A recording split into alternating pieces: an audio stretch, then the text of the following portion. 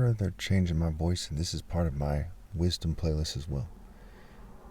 So if you're mature enough to handle it, before we get into the next part, this part's about Luke 12:49, I believe it is. Again, they're filming me, so I might make minor mistakes, but that's okay, because my core message is sound.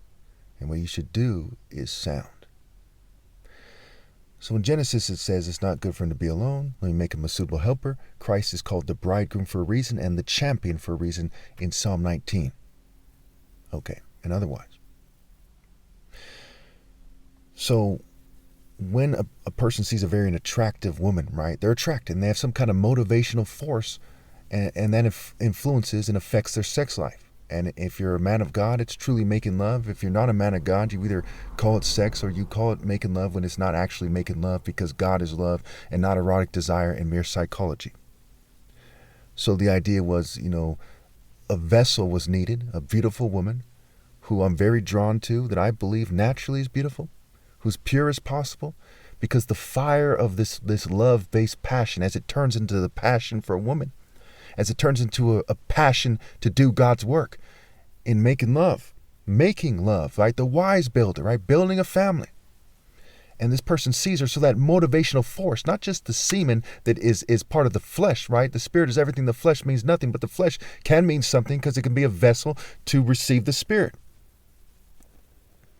So this person is very turned on, right? And this like igniting a fire, okay? And here comes this potent force. It's even called fire, for those of you who can handle it. F-airy. Instead of having sex, because scribes are very profane quite often, so they put the F, like the F-U, right, for F-U-C-K.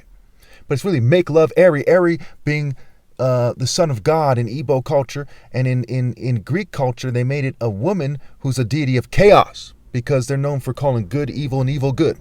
But anyway. So they ignite this fire, and he's going to give her his heart. He's going to give her this spirit of God. It's going to permanently affect her, and she's going to have a child of God in her womb, which is to some degree what happened with my parents. It's how I came here in the first place. And we see in Isaiah, he talks about making love to the priestess. Okay, why do you put that in the Bible if it's irrelevant?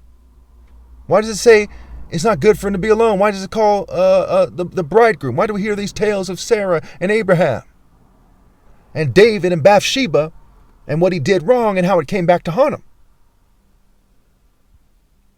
So when the bridegroom is cheated by women, okay, you can still go to hell with women not cheating me, out of a suitable helper, out of a wife, one woman. But when he's cheated, it's that extra potent fire. It becomes outrageously ridiculous for the inhabitants of the earth to say, have mercy on us. After your women shunned Christ, they were so evil, so materialistic, so cowardly. It says outside the gates of the cowards. That they shunned the Son of God. They didn't say, look, I don't care what you say. I'm going to date this guy. When it comes to dating a rich guy that their family don't approve of, they say, hey, kick rocks. When it comes to dating serial killers and wife beaters and rapists and assorted criminals, they say, hey, you can't tell me shit quite often. But when it comes to the Son of God, they're like, we're not going to consider it. You see that? Do you picture it? And do you get the picture? Can you picture it? And do you get the picture?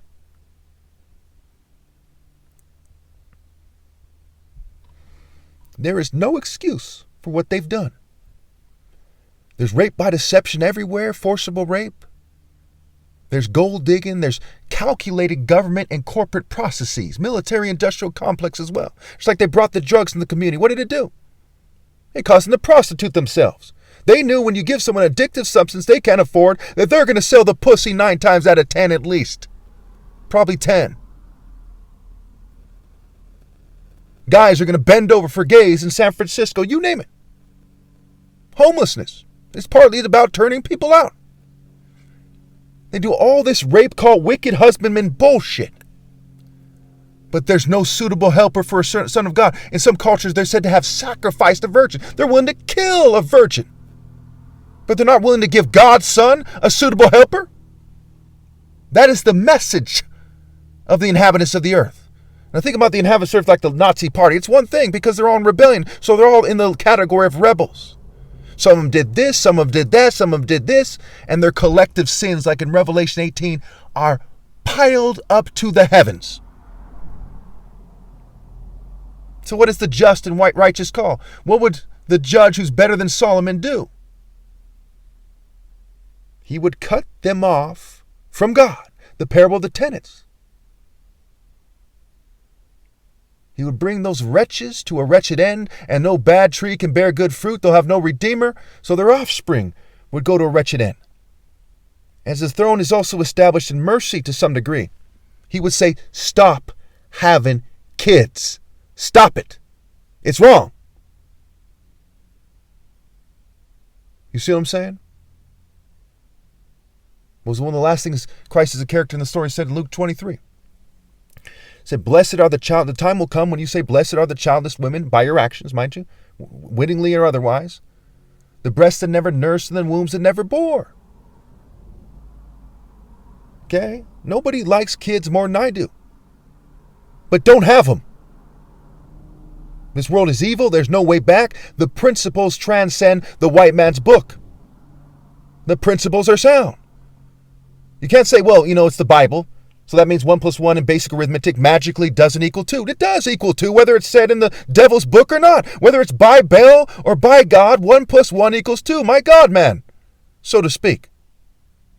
You see what I'm saying? And so it is with not having kids. Now I'm going to meet my Maker in pure glory. We look at the last 7 years, flawless. Flawless. Before that, they were drugging me, they were fueling me. I was making the mistakes. I had certain inclinations. I started making videos at 27 years old. I'm 42 years old now. So there's minor mistakes toward the beginning. Okay? Especially in regards to the streets and stuff like this. But in regards to the bigger picture, as you see, I was covertly drugged. As you see, they were running sops on me. Military grade psychology. Military grade. This is the stuff they use on people so they make decisions that aren't sound on the battlefield. Military grade psychology and substances and materials for changing people's opinion and mind were used. And as you look at my sum total work, it is of God, for God, by God's Son. It is the best work in human history. Even after they changed my voice, even after they changed my look, you're looking at Jesus on the cross with a crown of thorns on his head. So they tried to play me out. So what? That's still the symbol of Christianity. And why? Because the sabotage hero, even if they try to play him out like a clown, is greater than all.